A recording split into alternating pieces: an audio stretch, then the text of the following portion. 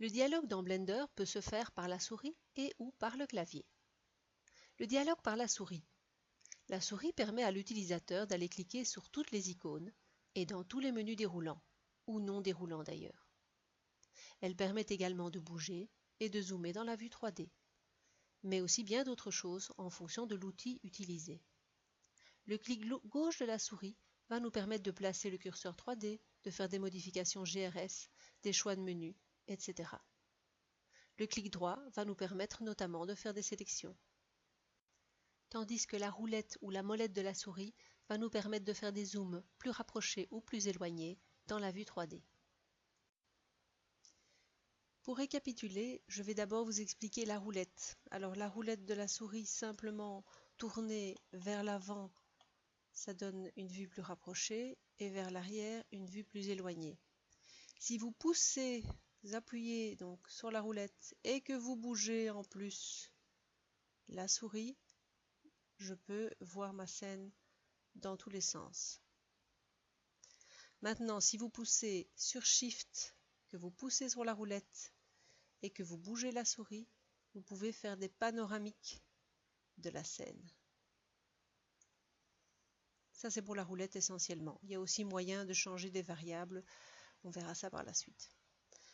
Le clic droit permet de sélectionner des éléments. C'est pas banal. Dans Blender, il faut s'habituer. Au départ, c'est assez gênant, mais on s'habitue relativement vite. Donc le clic droit, c'est pour sélectionner simplement des éléments. Le clic droit, notamment, permet encore d'autres choses que nous verrons par la suite aussi. Le clic gauche permet de positionner notamment le curseur 3D. Le curseur 3D, c'est cette petite cible qui permet d'amener les nouveaux éléments autour de ces points donc, que je clique. Et ça permet aussi d'aller dans les menus, de choisir les icônes de manière tout à fait normale comme dans un autre logiciel. Le dialogue par le clavier. Le clavier permet d'entrer des commandes par le biais de raccourcis. Pour une question de rapidité, Blender utilise beaucoup les raccourcis. Ils sont souvent renseignés à côté des commandes dans les menus déroulants. Les touches du clavier numérique sont particulièrement intéressantes. Elles permettent de passer d'une vue à l'autre très rapidement. Voici les principales touches utilisées.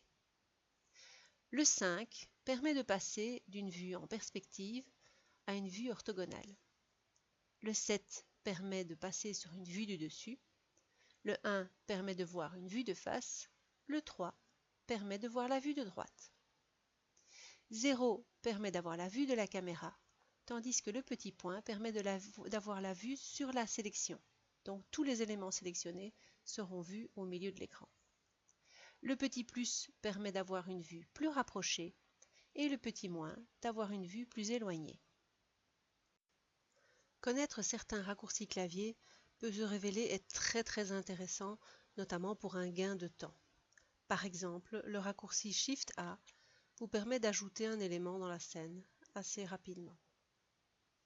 Si je vais dans certains menus déroulants, j'ai ici une idée du raccourci clavier à taper qui est à chaque fois en rapport avec la fonction qu'il appelle.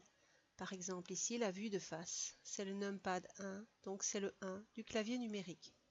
Quand je retourne ici avec ma souris dans l'écran, sinon ça ne fonctionne pas, je pousse sur le 1 et j'ai effectivement la vue de face. Alors la vue de face met en perspective.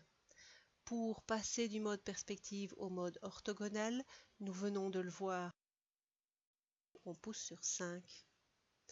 Et là, j'ai mon cube, toujours vu de face, mais aplati. Donc il n'y a aucun effet de perspective.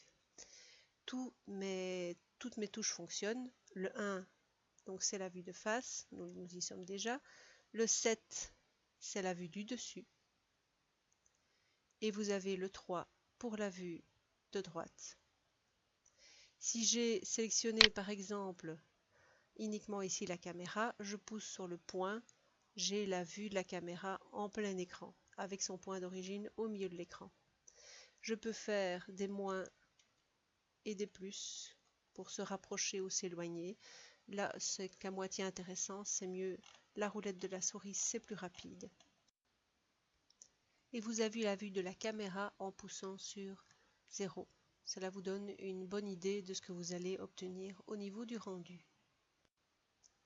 Pour plus de facilité de travail et pour avoir plusieurs angles de vue sur vos éléments au niveau de la scène 3D, il est possible d'afficher plusieurs vues à la fois. Vous allez dans ce menu-ci, et vous allez chercher Toggle Quad View. Vous pouvez taper aussi CTRL-ALT-Q. Ça divise l'écran ici, donc les vues 3D, en 4 parties. Vous avez ici la vue du dessus, la vue de face ici en dessous à gauche et vous avez ici la vue de droite qui est ici en dessous à droite. Et vous avez ici la partie au-dessus à droite qui reprend une vue que vous pouvez personnaliser. Les 3 autres étant gelées, elles ne bougent pas, elles peuvent juste se paramétrer au niveau de la vue panoramique et donc vous pouvez bouger les éléments de gauche à droite et de haut en bas, mais vous ne pouvez pas bouger la vue elle-même. Ces 3 vues vous permettent d'avoir vraiment une information complète sur vos éléments 3D dans la scène.